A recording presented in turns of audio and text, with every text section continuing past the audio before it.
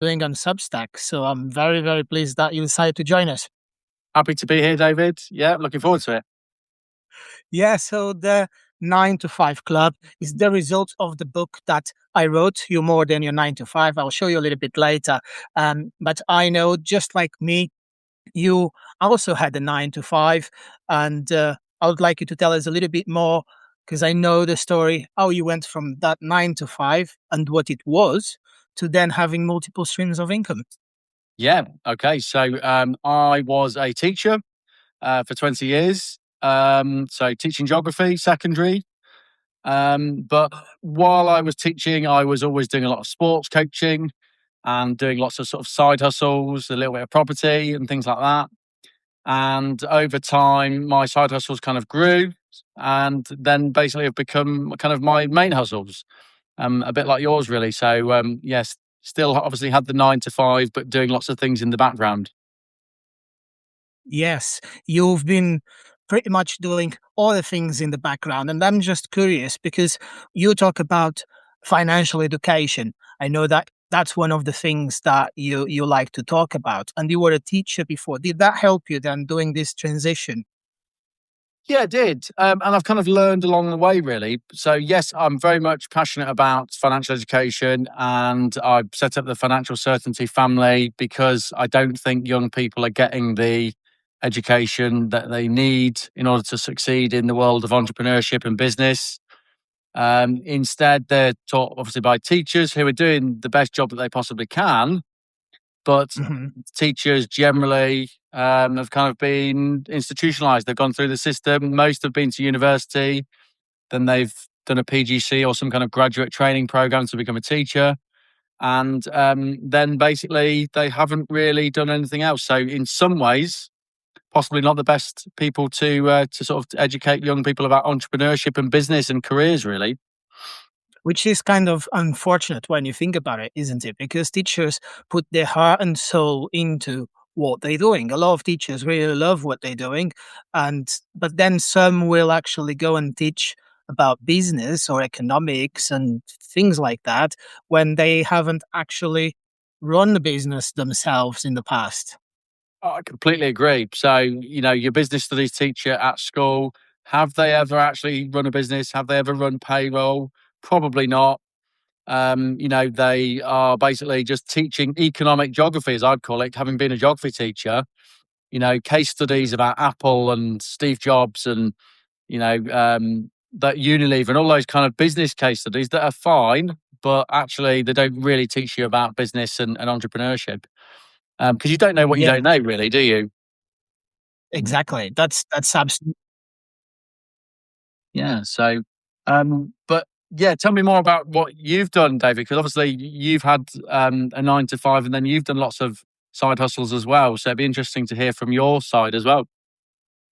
Absolutely. So I always knew that the 9 to 5, was to me not really an option like for most people. When you start, your adult life, you need to have the 9 to 5, because you need to pay your bills. I was starting a family, I had kids, so I had my 9 to 5, but I always knew that I wanted something else for myself as well. I always knew that I wanted other income streams. And interestingly, now is almost like trending. You're seeing everywhere people talking about you don't have an option. You now need to have other income streams. Even the media and the government will tell you, oh, you need to have another income stream Yeah. because it's not enough. Don't wait to that you don't expect that you're going to work 40 years and then have a beautiful life with the pension that we're going to give you. In fact, we suggest that you invest in your own private pension, which is a warning itself, saying what we're going to give you is not enough. Yes, Uh, I agree. but But most of us are living that kind of 40 40 40 plan, aren't we? 40 years in a job, 40 yes, hours a week, hoping to retire on 40% of the income, that 40 40 40 plan. But as we've learned and people are starting to realize, it doesn't really stack anymore. It doesn't work for most people anyway. exactly.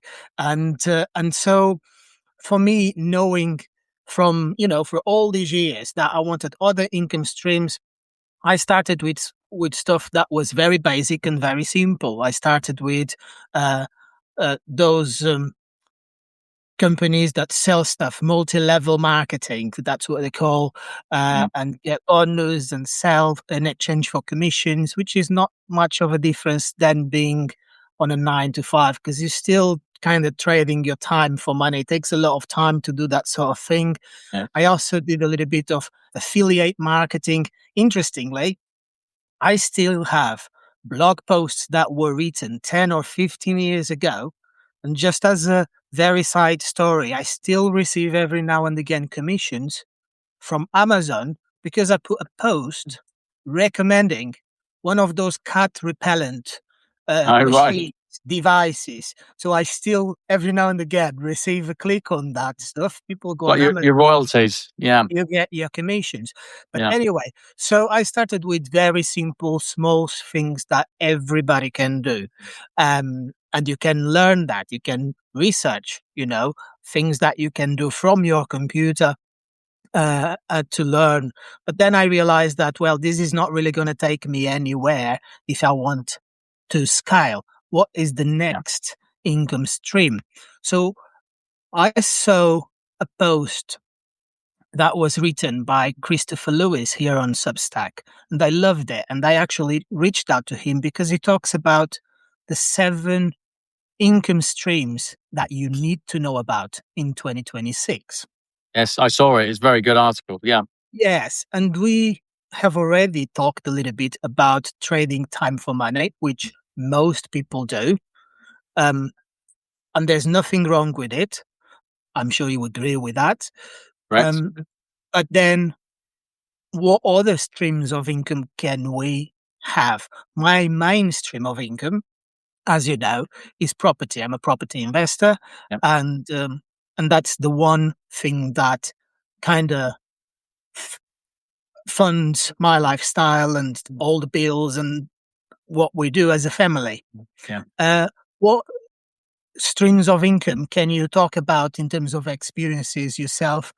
Yeah. So I mentioned that while I was a teacher, I was running other hustles, and then when I kind of quit being a teacher sort of full time, I set up a education and sports coaching business called Fiesta Sports Coaching, and we do lots of different things. So we do wraparound care for parents so that their children can stay longer in and be looked after at primary schools. We do holiday camps, but one of the things that we do is Swim Ed, which is a swimming program of pop up pools at primary schools. So we take the pool to the school playground, and basically our team go and deliver school swimming, which is really vital because certainly where I am around here, a lot of the leisure centre pools have closed because of funding issues or because there's rack concrete and it's not safe anymore.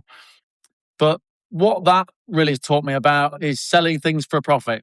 So having that business income, which is really important, having a team that you can leverage, you leverage their skill set, their energy, their time to generate a profit for you. So, for example, our swim ed program, we obviously deliver that to schools, and we make money, we make a profit on that service, basically. So there's just one example. Yeah, exactly. That's just one example. So you can have your own business, which, by the way, in my experience and from the people that I know, setting up a proper business that have lots of logistics and operations involved, it's hard work. Yes, And agreed. and that's also really important to say. You can want more for yourself, you want other income streams, but you have to be prepared to do the work because it's not easy. I completely agree. I mean, setting up a business outside of the property stuff I do, but having like an operations business, if you like, has been Mhm. probably the hardest thing I've ever done. Managing staff, managing illness, going through COVID, and then obviously, cost of living and inflation rises, wage increases. It's been difficult to manage, but you just keep going and you get through it really. Yeah. What about work life balance when you're doing multiple things at once? Yeah. I am maybe a little bit controversial on this. I'm not sure there is such a thing as a work life balance. There's just different states of flux. Yeah, you could Um, say that. yeah, I think it was something I read Michelle Obama's like autobiography when I read that a few years ago. She was very busy, like the first lady, and obviously having to manage schedules and do multiple things for charities and stuff. And you never really find a work life balance for any length of time. It's just different states of flux. And if you are a business owner and want to do things, you've got to hustle. I don't know any business owners that don't commit lots of hours and work really hard. But then obviously, as you get more successful and get bigger, you can start rewarding yourself and go on nice holidays and take more time out. But you've got to hustle in the first instance. Maybe It's that's not. controversial, but I don't know what you think, David. Well, I think we're going to change what people say work-life balance. We're going to start call it work-life imbalance. Yes, yes, probably agreed. What's your thoughts Yeah. though? I mean, is that something you're striving Um. for, work-life balance? So I'm really bad at it, to be honest. Like you said, you kind of you just end up going with the flow. You commit to certain things, and then you don't have a choice. But you did mention something really important a few minutes ago, which was leverage. Mm, Uh, and that's something that when you go into business, you need to learn how to delegate. You need to learn how to employ people that are better than you at that specific job, and you need to have a great team around you. Uh, Steve is actually watching the live. I just saw that he's watching the live, I and he's see. working with me on my other project, the Secret Property Club, which is a community as well, but where we teach about property investing specifically. Yeah. Over here, we talk a little bit more general about different income streams. Um, so, for instance, I also have Airbnb business. Yes. And on that Airbnb business, people might think from the outside that is a bit of a crazy thing to manage because you've got cleaning, you've got guest communication, you've got maintenance, you've got, reviews to deal with, little issues from the guests arriving, going out, maybe cause some damages in the property. The reality is I probably do no more than 10 minutes a day on that business. But that's because everything is pretty much automated and I've got people that work with me. In fact, there are days where I don't do anything at all because right now I've got a guest in the property that I have in not too far away from here, about an hour from where I live. There's a guest that is staying there for a month. So I Yes. don't really need to worry much about it until maybe a week before he moves out, where I have to kind of just prepare for the next guest. But the Yes. team does And that. that's key, isn't it? I mean, that rental income is a really good, strong sort of source of income, isn't it?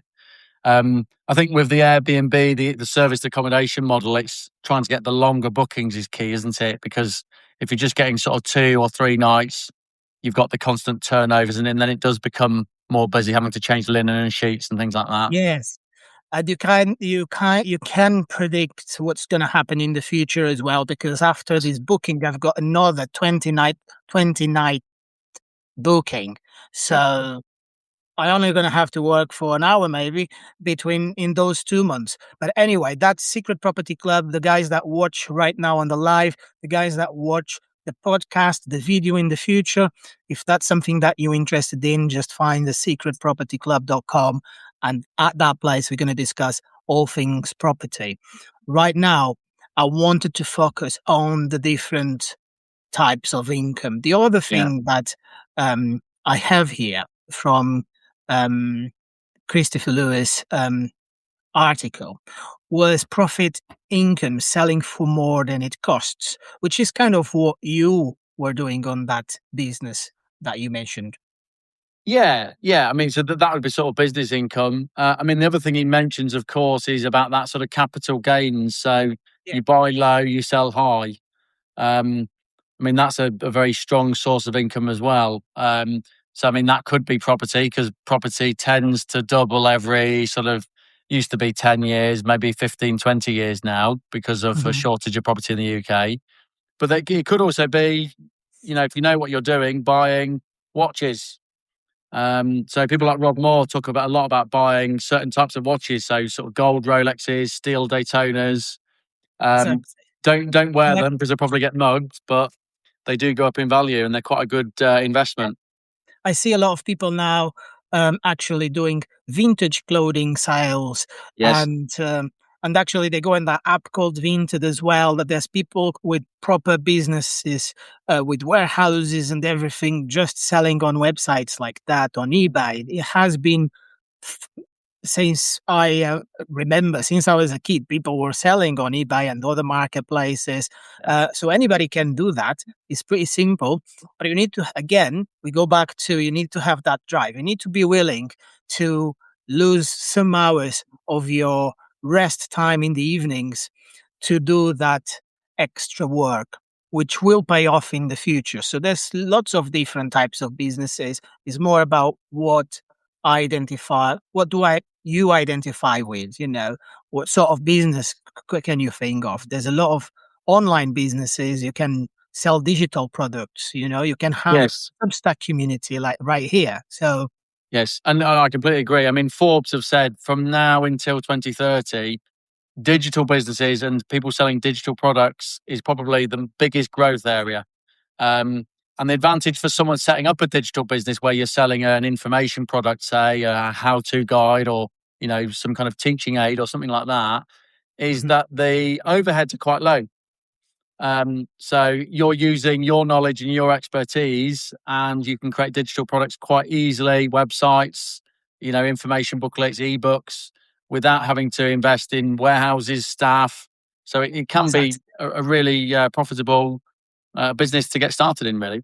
To get started in the biggest issue that I see when I talk to people that have tried businesses, Yeah. digital businesses, um, it's the perseverance to go through with it and to stay for long enough.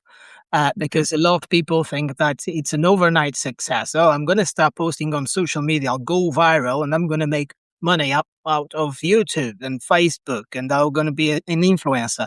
And it doesn't work like that. It takes time. Sometimes it takes years to build something like that.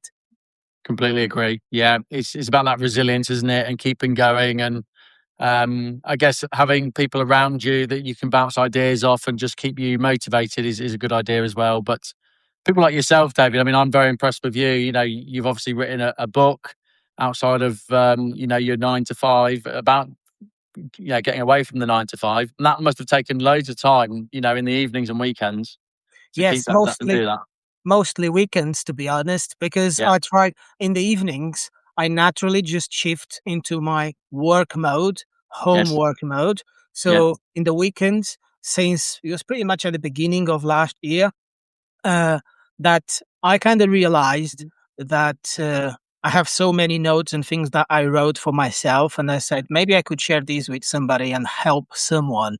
And Yeah. that's what the book is about, is a bit of my story, how I went from actually sleeping on floors, working in factories, and moving from Portugal to the UK to then actually build something for myself.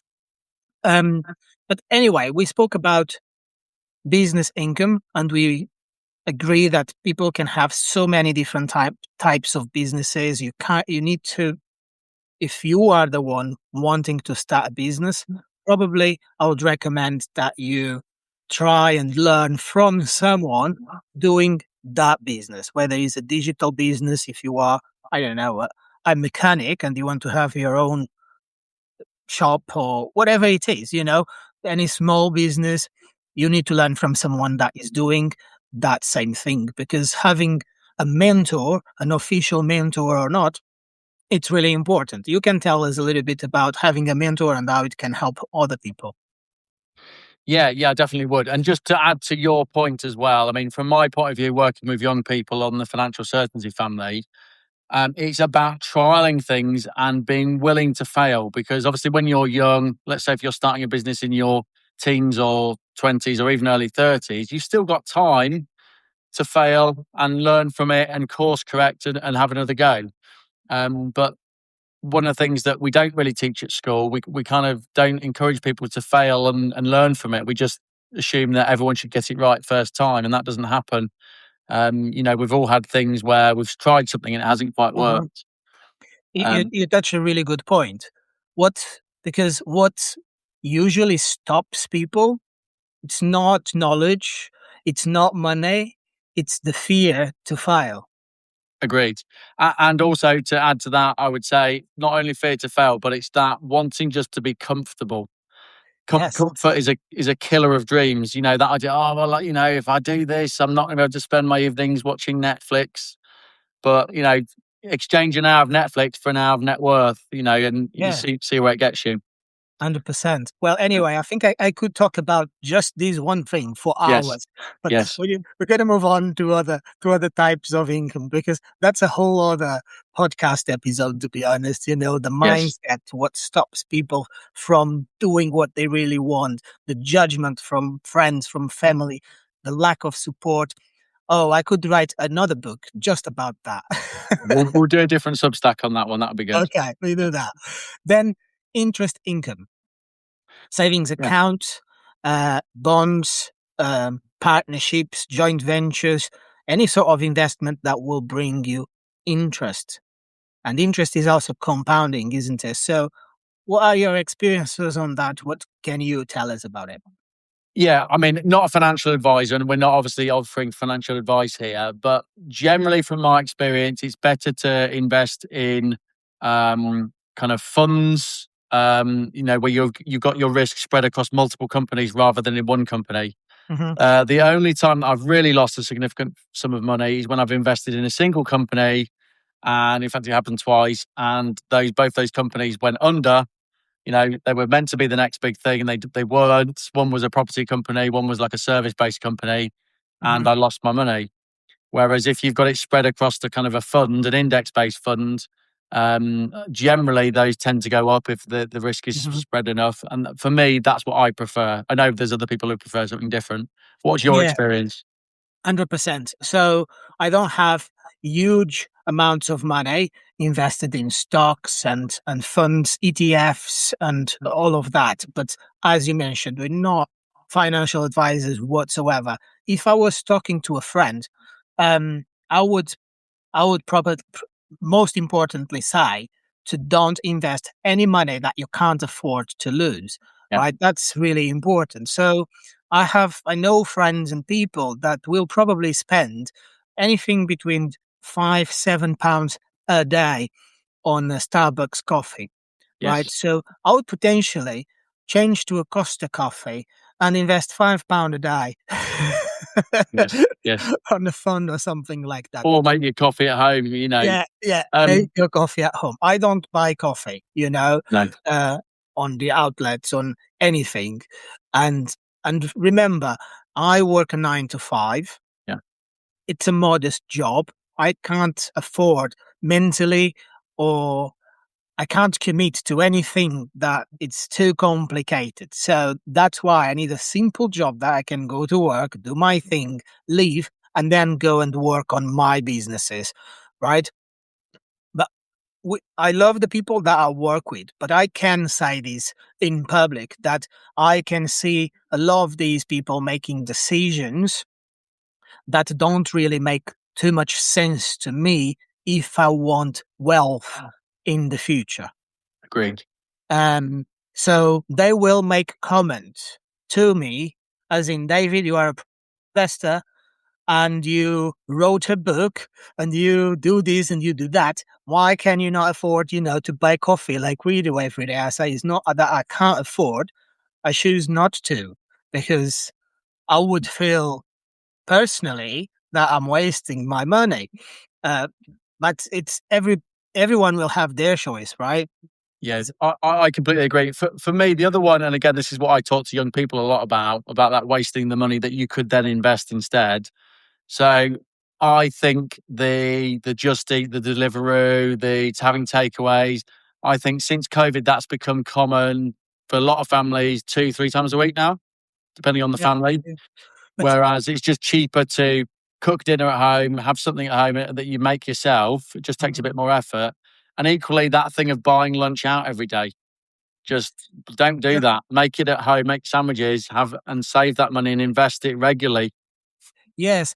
on this topic of receiving interest, I think it's very important as well to mention. Uh, my dog is here and is trying to jump over. It's very important to mention one other thing because, which is savings accounts.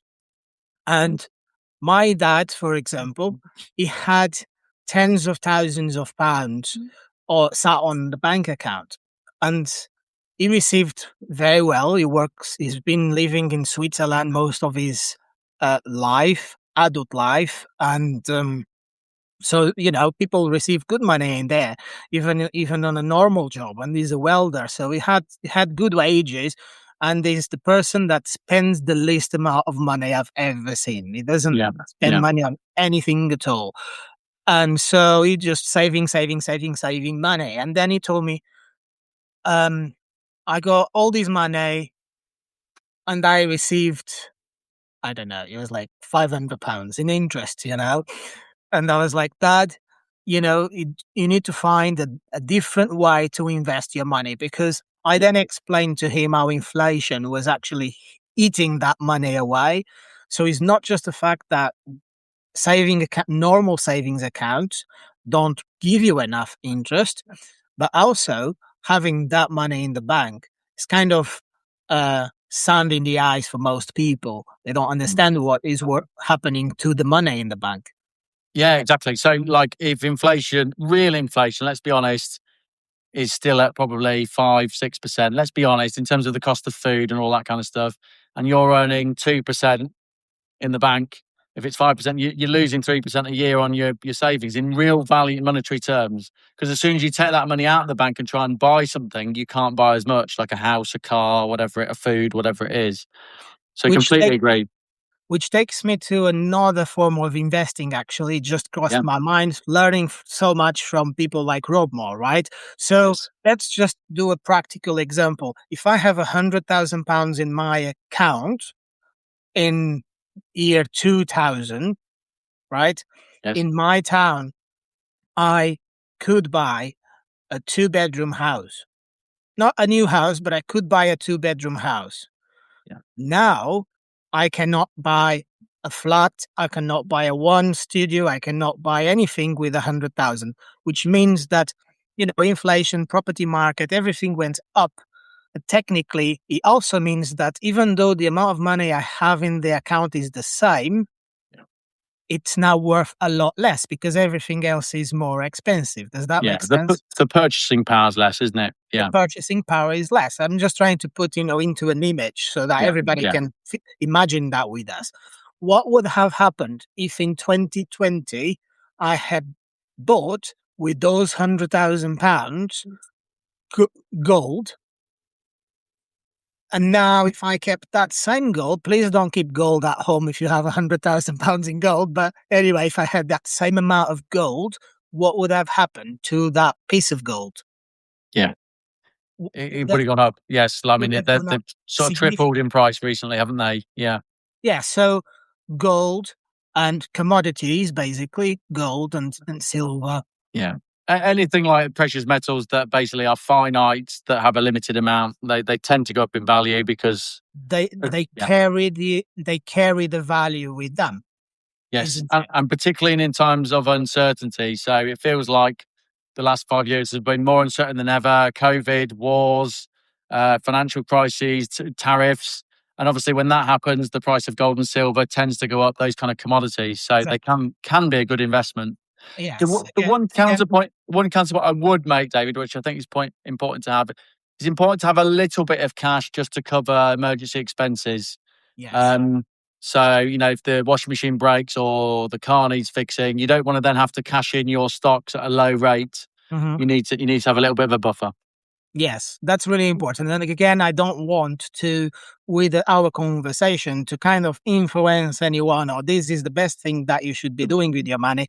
That's not the point. I just want to illustrate what the options are. And then you should diversify and try a little bit of this, a little bit of that, and always with the money that you can afford to lose. Because every type of investment, there's always a level of risk associated with it, right? Yeah. Even the investments that we feel are the most safe, they not necessarily safe. People, I think, was in China. People, the government was literally taking money from the bank accounts of people. Oh, this is now our Yeah, money. yeah, So even in the bank is still, you're not sure if it's totally safe. So there's always a level of risk when you talk about having your money somewhere allocated somewhere. um, okay, we covered a few things. Dividends, we kind of touched on it. When you invest in stocks, yes. you get paid But dividends. also, if you write an ebook and you sell it on Amazon, you get royalties and stuff. I guess that's something you know a little bit about, having written the book. Yes, exactly. So it's actually pretty cool. First of all, it's not that difficult. Right. Everybody have a book in them. Everybody. Everybody lived through something. It doesn't need to be a technical book. It doesn't need to be teaching a story. It could just literally be a story. Yes. Uh, in 2014, I lost my hair. I suffer from alopecia Yes. and I lost my hair. And I didn't write a book at the time, but I did a lot of YouTube videos. And I had people reaching out to me because of those YouTube videos, honestly, from all different corners in the world. Um, because they connected with the story and they said, I'm going through the same. I just wanted to send a message and, tell you that I'm thinking about you. Yeah, that's lovely. Um, and that's kind of actually when it made me realize everybody have a story to share. It's just how you do it. So that's why I said it's not difficult. Everybody have something to share. You can write just a short story and publish it, and you can self-publish it. And whether it's Amazon or there's many different options. They're gonna take a cut, obviously. They're gonna print your book, and they're gonna take a commission themselves to advertise it and to make it available to the world. And then you receive royalties for every book that is sold. The royalties will probably be around 30 to 60% of the cost of the book. Yes. Yes. Um, and it's not difficult. You just need to write it. You get an editor, so that is going to review the book with you. You work with that person, and you're going to be back and forward. I should remove this, add a little bit more. Do it, say the same thing with different words, stuff like that, until we're both happy with the result, and then you publish it. Yeah, and it's something I'd like to do. So I'll be picking your brains more about this, because you're right. It's one of my ambitions to write a book like yours. Not the same content, but something like Yes, that. It's a good yes, idea. yes. Yes, absolutely. I'd love to talk to you about it, and that's what we just discussed with the royalties, and that happens not just with books. People that write music, people that um, any sort of publication, really, Yeah. right? Or even an online course that you get paid repeatedly for. You've Exactly. You do created. something, a piece of content today, and you're going to be paid pretty much forever until it stops selling eventually. Um, until it's no longer relevant. But if you create content that is evergreen, then potentially it's going to be out there for many, many years. Yeah, yeah, exactly. And it lives on, and you can always update it later and re-record. And if it needs an update for a modern market, you can do that later. Exactly, exactly. Okay, so we have covered the royalty income, which I've got here. So you've got books, you've got music, you've got software, a piece of software. There's a lot of people into software as well. Yeah, so it might even be an AI that you've developed, your own sort of personalized AI that helps you sell or whatever. That could be an example. Yes, patents, trademarks, yes, and all sorts of digital content, really. We spoke about dividend income. We spoke about capital gains a little bit. So maybe we just dive a little bit into that. Uh, Yeah. Well, I but guess the best um, example of capital gains is property. I know we're not just talking about property now, but obviously mhm, property prices tend to double every sort of 15 to 20 years now in the UK. mhm, But remember, a lot of people start businesses, they grow them, mhm. and then they sell them. That could be an example of capital gain as well. Yes, Or even if you've bought stocks low, and you've then sold them at a higher value later. Again, that's a Yeah. kind of a capital gain. There are probably taxes to pay, but Mhm. it's still worth it. Yeah, there's a lot of talk about taxes, and it's very there's one interesting thing to me, and again, I don't want to touch Yeah, any sensitive subjects to people, but it's kind of funny to me when I see someone that receives the average, income in the UK is what now 33, I think 33,000, 36,000, yeah, and they will think that taxes is literally the end of the world, yeah. Um, but then you've got people, and not me because I'm not a millionaire, believe me, but we know people that make millions a year, if not a month. What do they think about tax? Anyway, everybody has to pay tax. And there's Yes. one truth: if you pay more taxes because you're making more money.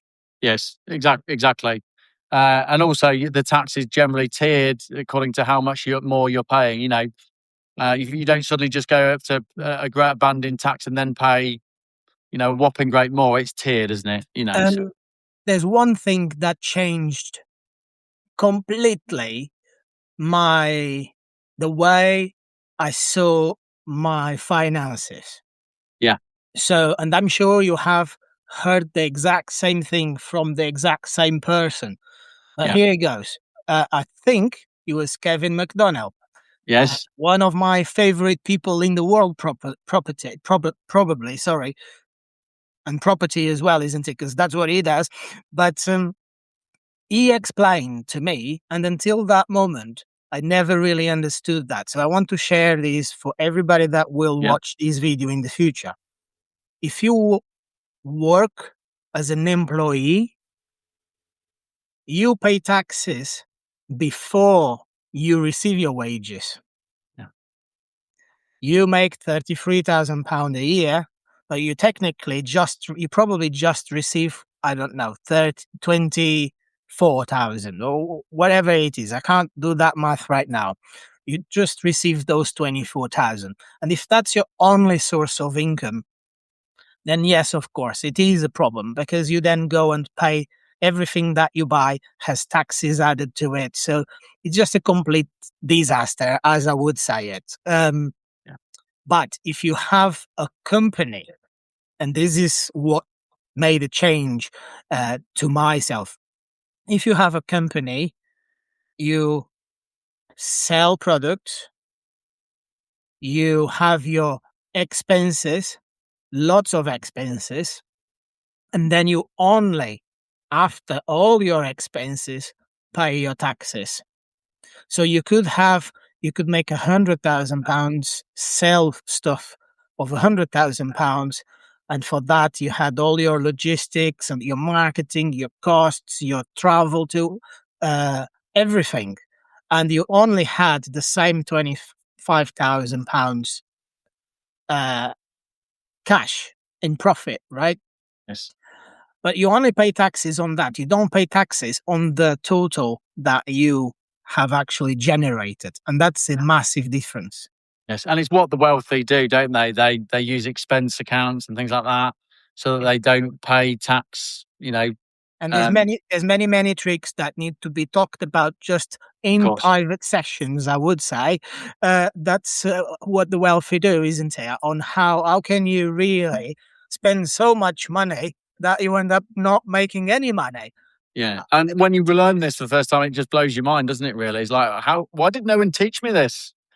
Yeah, Didn't my business studies teacher at school never taught me this? well, Surprise, surprise. the teacher doesn't go to those private sessions with the wealthy, do they? No, not at all. So, like, you don't know what you don't know, and again, comes back to what I talk about in the Financial Certainty Family about what we teach young people, and how are we creating the entrepreneurs of the future? Because unless you're listening to people like you and I, or Rob Moore or Kevin McDonald or whoever it is, you're not getting that kind of education, really. Absolutely. So, interestingly, we spoke about pretty much every source of income that we had on the article, except for actual rental income. Even though we're Mm. both property investors, we kind of forgot to speak about Well, rental we income. talked about Airbnbs, didn't we? But obviously, it's not the only model. I mean, I do HMOs as well. So Mhm. that's what we call a house of multiple occupation. Basically, let's say you've got a house with 6 people living there and they're living in separate rooms with a shared communal area. Yes. That can be a high investment, high yielding strategy as well. You just have to know what you're doing and make sure you're properly regulated and licensed. But Hmm. yeah, as long as your rental income is higher than your bills, like the energy bills, the broadband, and the council tax, and all of that kind of stuff, then Yes. it can be quite lucrative. It can be quite lucrative, and it can be quite hands off.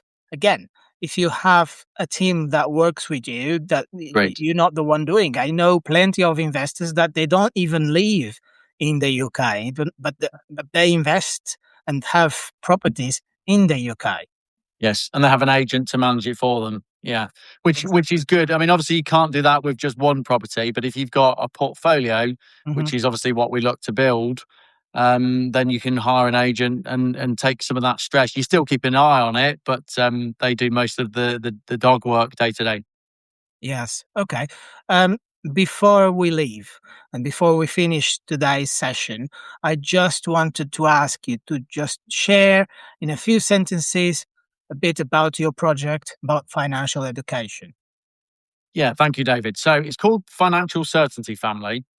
And it's come about from the work I've done with entrepreneurs like Rob Moore and his money school, about teaching young people and indeed parents the stuff that they've never taught at school, about paying yourself first, about how to start up a business. Because I know at school I was never taught how to set up a company on Company's House, or how to go about getting a good mortgage, or why you should use property and invest in property as a way of using leverage.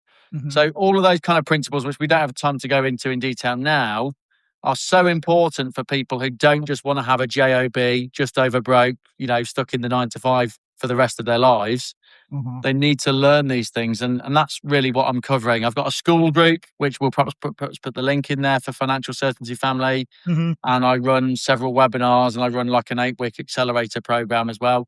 Again, not a financial advisor, neither of us are, but we're working from experience of doing property and business and those sort of things, and being willing to hustle. And I love people who are willing to hustle and do Yeah. something more than the day job. Absolutely. Funny story. Oh, but before I say the funny story, so basically, if I want, for example, my teenagers at home, or even me, learn about these tips and little things that people really have questions but are too embarrassed to go and ask their friends, Yeah. they should join your school group.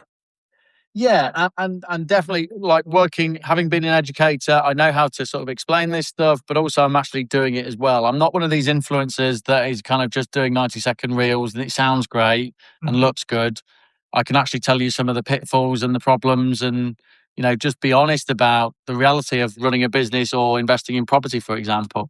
Which So many times is more important than show off the beautiful things and the positives of any correct. of these businesses, isn't it? Yes. Pitfalls are many times more important, and you learn more from them. Um, the funny story I was going to share is, so I just published my book, Yeah.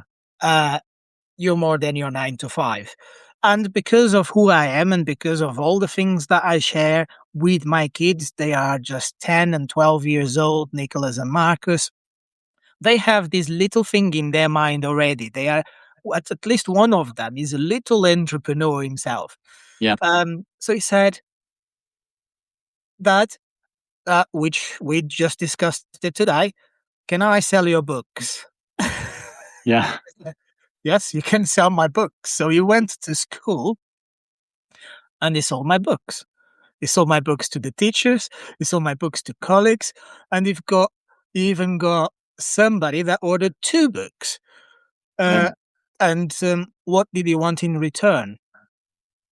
And he said, I asked him, "What do you want in return?" And he said that it's to promote your book. I don't want anything in return. And I say, you should never say no to money. Yeah. Yeah. You should never say no to money. Especially if you've earned it. Yeah. You need to have a plan for what you're gonna do with it, so that you know, and they say, okay, so in that case, I'll keep the money. He That's said, that's good though. And will you pay him a commission?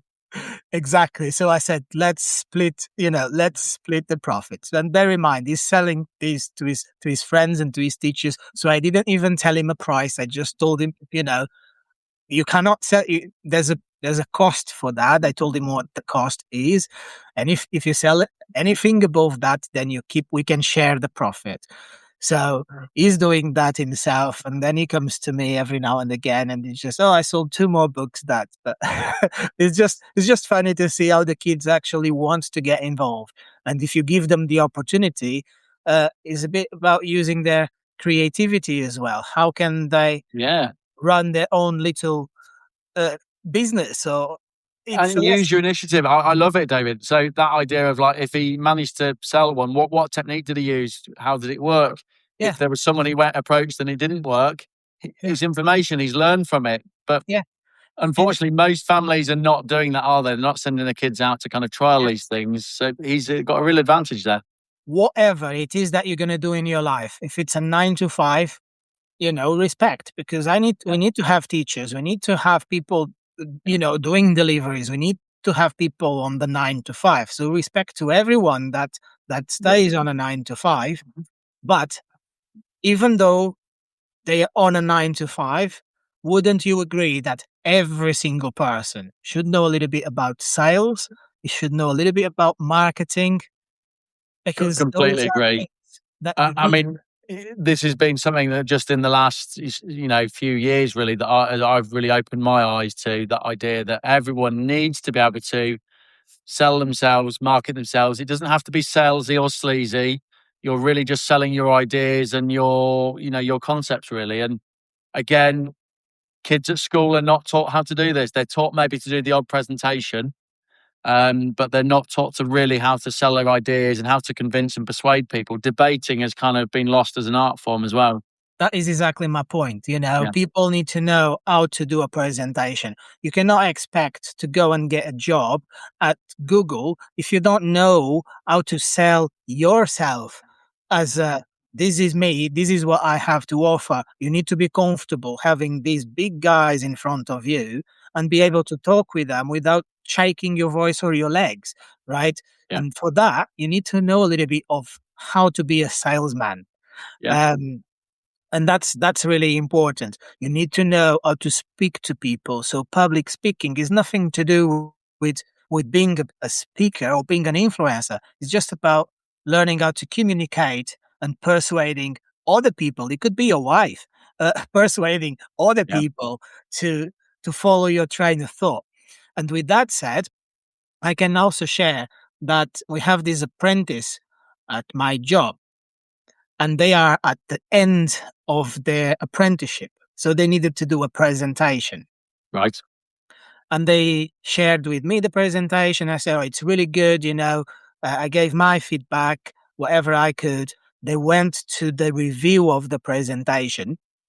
And for my surprise, they were focusing on little things that were on the presentation, as in sentences and little things that really didn't matter, in my opinion, for the presentation, right? Because the presentation is about how can I put this idea to a group of people and being able to put the message across. And you can do a presentation in 100 different ways, and they are all correct. And this one teacher wanted the presentation to be done in their way, Yeah. and I wasn't happy with that, only because I spoke about creativity, and you need to let the students, being themselves and put themselves out there. And it was just bad criticism instead of positive criticism. Yeah. And it just, yeah, I mean, you've got to allow a little bit of personality to shine through, haven't you? Yes. Anyway, John, it was fantastic to have you here today. I think I could speak with you every week, for hours, because we have a lot to talk about. But I will definitely share the information and the links to the school, to your community. Um, and hopefully we'll do this again in the future because it was really, really nice. Really good. No, thank you, David, and I thank you for inviting me on. I've enjoyed it, and hopefully we've added some value. I hope so. Okay. Yeah. Thank you so much. Thank you, everyone that were watching with us. And thank you for those that will be watching in the future. Leave a comment and I will do my best to reply to all of your comments. Thank you. Thank you. Bye.